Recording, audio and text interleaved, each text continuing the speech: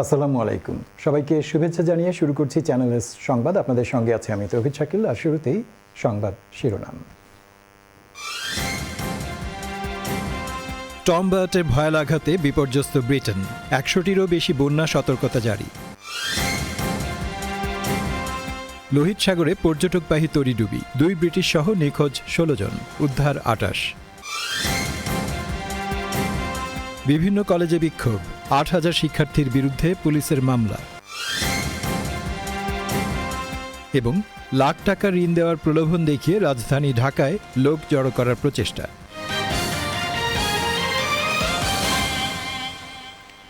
প্রবল ঝড় বার্টের ভয়াল আঘাতে বিপর্যস্ত হয়ে পড়েছে পুরো ব্রিটেন। ঘটেছে ভূমিধস। ব্রিটেনে সোমবার পর্যন্ত ৫ জনের মৃত্যুর খবর পাওয়া গেছে। বন্যায় তলিয়ে গেছে ওয়েলসের শত শত বাড়িঘর। বিঘ্নিত হচ্ছে বিমান চলাচলও। লন্ডনে যান চলাচলেও বিঘ্ন ঘটেছে। যাত্রীরা আটকা পড়েছেন স্টেশনগুলোতে। এবং প্রবল ঝড়ের পর ইংল্যান্ড, স্কটল্যান্ড ও ওয়েলসে ১০০টিরও বেশি বন্যা সতর্কতা এখনও জারি রয়েছে। স্টর্ম বার্টের কারণে বন্যা ও বিদ্যুৎ বিচ্ছিন্ন হওয়ায় ইউস্টন স্টেশন তালাবদ্ধ আছে। বিস্তারিত ডেস্ক রিপোর্টে। স্টর্ম বার্টের ভয়াল আঘাতে বিপর্যস্ত হয়ে পড়েছে পুরো যুক্তরাজ্য। এমন ভয়াবহ পরিস্থিতি বেশ কয়েক বছরে দেখেনি সাধারণ মানুষ। ব্যবসা প্রতিষ্ঠানেও বেশ ক্ষয়ক্ষতি হয়েছে। পানিতে তলিয়ে যাওয়ায় বাধ্য হয়ে নিজ বাসায় তৈরি করছেন wedding cake. Crisis management in the moment is my forte. So that comes with working with wedding cakes. You can't muck up a wedding cake, can you? So you roll with the punches and deal with it, and then freak out about it once you're fixed. বন্যার পানিতে ব্রাডফোর্ডের এই এলাকায় প্রচুর ব্যবসা প্রতিষ্ঠান বন্ধ রয়েছে। বাসাবাড়িতে বন্দী আছেন অনেকে, চাইলেও বের হতে পারছেন না। We've got some people up there which are some flats which are access the other side. They're actually trapped, they can't get out. We're just trying to get some resource. Okay. It came up so quickly, many people didn't have time to get out. Storm বার্টের আঘাতে Wales সহ central লন্ডনের অনেক এলাকা মারাত্মক ক্ষতিগ্রস্ত হয়েছে। Northamptonshire সহ বিদ্যুৎহীন আছেন শত শত পরিবার। সময়ের সাথে সাথে দুর্ভোগ যেন বাড়ছেই। I've literally been on there about 6 months. And this is the second time. বন্যার পানিতে বেশিরভাগ এলাকায় যোগাযোগ ব্যবস্থা অনেকটা বিচ্ছিন্ন হয়ে পড়েছে। স্কুল বাসসহ আটকে পড়া গণপরিবহনগুলো থেকে যাত্রীদের উদ্ধার করা হয়েছে। গতকালের এই ভিডিওতে দেখা যায় হুহু করে পানির স্রোত ঢুকছে ওয়েলসের টেনবারি টাউন সেন্টারে। এতে বড় ধরনের ক্ষয়ক্ষতি হয় এই এলাকায়। পুলিশ বলছে বিষয়টি খতিয়ে দেখা হবে। এই বন্যায় টেনবেরির যে ক্ষয়ক্ষতি হয়েছে তা সংস্কার করতে কয়েক বছর লাগতে পারে বলছে সরকার। বন্যার পানিতে আটকে পড়া ব্রাডফোর্ডের ৯০ বছর বয়সী এই নারী কৃতজ্ঞতা জানান উদ্ধারকারীদের। I watched the water creeping up and up and up and up, and finally it was time for me to move, so they came and rescued me, which was very nice. খুব সহজেই এই পরিস্থিতি স্বাভাবিক হচ্ছে না। উদ্ধার কাজে জনসাধারণের পাশাপাশি সকল বাহিনী স্বতঃস্ফূর্ত কাজ করছে। Shariful Islam Chowdhury, channels news desk. দীর্ঘ ১৪ বছর পর লেবার সরকারের প্রথম বাজেট পেশ করেন chancellor Rachel Reeves. ৪০ billion pound tax বৃদ্ধির ঘোষণায় সমালোচিত হয় বাজেট। রেচেল ব্যবসায়ীদের উদ্দেশ্যে বলেছেন তিনি আর নতুন করে ঋণ বা ট্যাক্স বাড়ানোর পক্ষে নন। যদিও বাজেটে ঘোষিত ব্যবসার উপর ট্যাক্স বৃদ্ধি বহাল থাকবে। সোমবার confederation of British industry CBI সম্মেলনে তিনি এমন মন্তব্য করেন।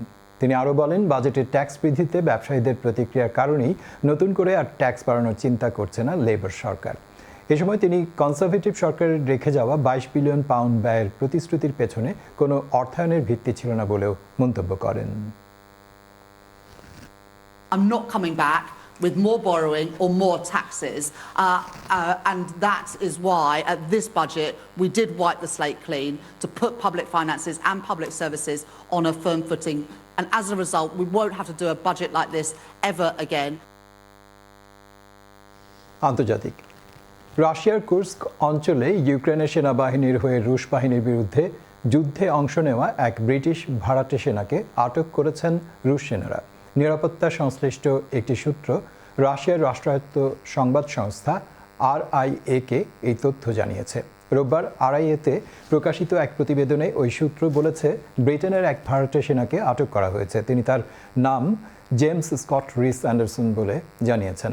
তার কাছ থেকে তথ্য সংগ্রহ করা হচ্ছে। বার্তা পাঠানোর মাধ্যম টেলিগ্রামে রাশিয়াপন্থী একটি চ্যানেলে গতকাল পোস্ট করা এক ভিডিওতে দেখা গেছে সেনাবাহিনীর পোশাক পরা এক তরুণ হাঁটু গেড়ে বসে আছেন, পেছন থেকে তার হাত বাঁধা।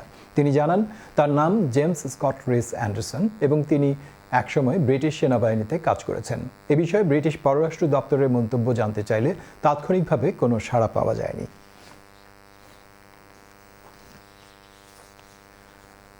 দুর্যোগপূর্ণ আবহাওয়ার কবলে পড়ে ইজিপ্টের লোহিত সাগর উপকূলে পর্যটকবাহী একটি প্রমোত্তরী ডুবে গেছে। এতে অন্তত 2 জন ব্রিটিশ সহ 16 জন পর্যটক নিখোঁজ রয়েছেন বলে জানা গেছে। সোমবার উপকূলীয় শহর মার্সা আলমের কাছে প্রমোত্তরীটি ডুবে যায়। এক বিবৃতিতে এই তথ্য জানিয়েছে দেশটির রেড সি প্রদেশ কর্তৃপক্ষ। বিবৃতিতে বলা হয়েছে, সি স্টোরি নামের প্রমোত্তরীটি বিভিন্ন দেশের 31 জন পর্যটক ও 14 জন ক্রু সহ 45 জন আরোহী নিয়ে উপকূলীয় শহর মার্সা আলমের কাছে ডুবে যায়। পরে তাদের মধ্যে অন্তত 28 জনকে উদ্ধার করা হয়েছে। গভর্নর আমর হানাফি জানিয়েছেন, হেলিকপ্টার ব্যবহার করে কয়েকজনকে জীবিত উদ্ধার করা হয়েছে এবং তাদের চিকিৎসা সেবা দেওয়া হয়েছে। ইজিপ্টের নৌবাহিনী ও সেনাবাহিনীর সমন্বয়ে বাকিদের উদ্ধারের চেষ্টা চলছে বলে বার্তা সংস্থা রয়টার্সকে জানিয়েছেন কর্মকর্তারা।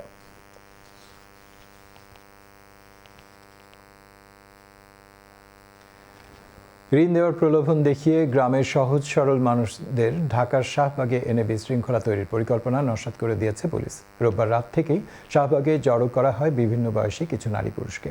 সোমবার শাহবাগে গিয়ে গণসংহতি আন্দোলনের সমন্বয়ক জোনায়েদ সাকি জানান, বিদেশে পাচারকৃত অর্থ ফেরত এনে বিনা সুদে গরিবদের ঋণ দেওয়ার দাবিতে সমাবেশ ডাকে অহিংস গণ অভ্যুত্থান নামের একটি সংগঠন। বিস্তারিত রিপোর্টে। অহিংস গণ অভ্যুত্থান নামের ব্যানারে রাজধানীর শাহবাগ এলাকায় রবিবার শেষ রাত থেকে বাস মাইক্রোবাসে আসতে থাকে মানুষ। বিচ্ছিন্নভাবে শাহবাগ সহ আশপাশে অবস্থান নেয় তারা। এই নারী পুরুষরা জানিয়েছেন, বিনা সুদে 1 লাখ টাকা ঋণ দেওয়ার আশ্বাসে পরিচিত ব্যক্তিরা তাদের ঢাকায় আনে। তবে ঢাকায় এসে পরিচিত ওইসব মানুষের খোঁজ মিলছে না।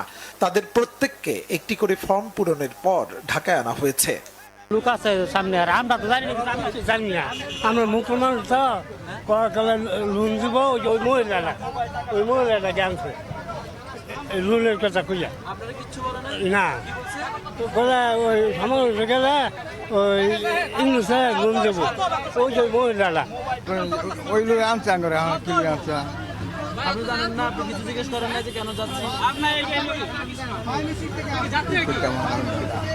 না কিসে বলে সংস্থা এর থেকে টাকা দেবে, এলে আমরা যার যে পরিমাণ ঋণের এরকম ভাবে দেবে, যে যতটুক তার আয় আছে বা যতটুক যার সম্ভাবনা আছে এরকম ভাবে ঋণ দেবে। আসছি তো ওই জন্য নিয়ে আইসি আঙ্গুরে, না কে লেগে নিয়ে আইসি এটা তো সঠিক আমরা জানি না। আপনারা জিজ্ঞেস করেন না যে আমাদের কেন নিচ্ছেন? এটা তো জিজ্ঞাসা করি নাই।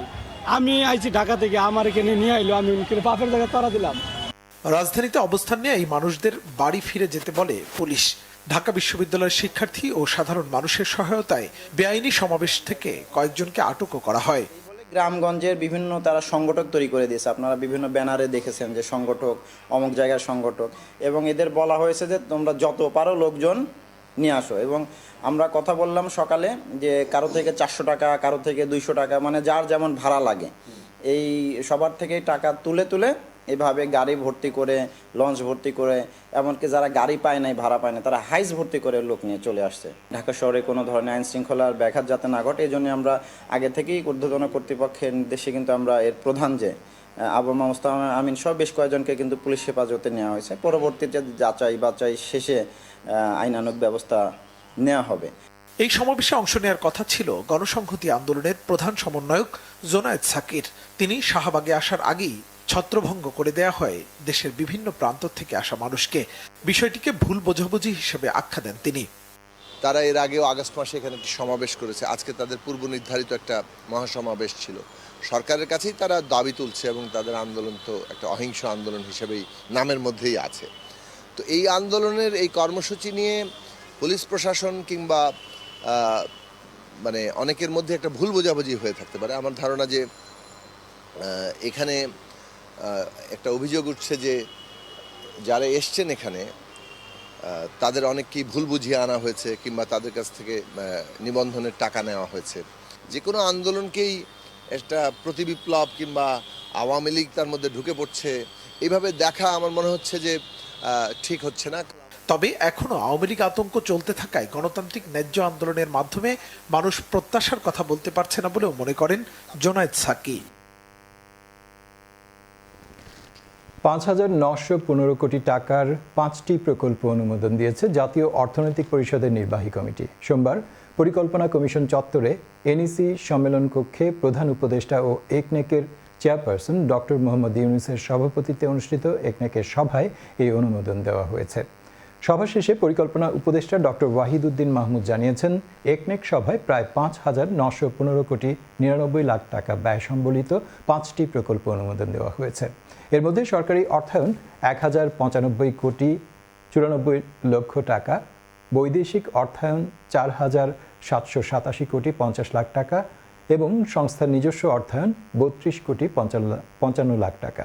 সভায় অন্তর্বর্তী সরকারের প্রধান উপদেষ্টা এবং একনেক চেয়ারপারসন ডক্টর মোহাম্মদ ইউনূস সভাপতিত্ব করেন। সভা শেষে এনইসি কমিটি সাংবাদিকদের ব্রিফ করে পরিকল্পনা উপদেষ্টা ওয়াহিদ উদ্দিন মাহমুদ এসব তথ্য জানান। নীতি সমন্বয়ের বিষয় এসেছে। এতদিন আমরা প্রকল্প যাতে ভালো থাকে, দুর্নীতিমুক্ত থাকে, ভালো প্রকল্প হয়, বাস্তবায়ন দুর্নীতিমুক্ত হয়, এগুলোর দিকে দৃষ্টি ছিল। এখন এরপরে এই অর্থ বছরের শেষ পর্যন্ত আমরা চেষ্টা করব যেগুলোকে আমরা ছাড়পত্র দিয়েছি এগুলোকে ভালোভাবে যাতে যত দ্রুত পারা যায় বাস্তবায়ন করা, যাতে করে এখন আমরা যেভাবে পিছিয়ে আছি উন্নয়ন প্রকল্প বাস্তবায়নের ক্ষেত্রে এটা যাতে অনেকটাই শুধরে নেওয়া যায়। আরও সংবাদ নিয়ে আসছি বিরতির পর, আমাদের সঙ্গেই থাকুন।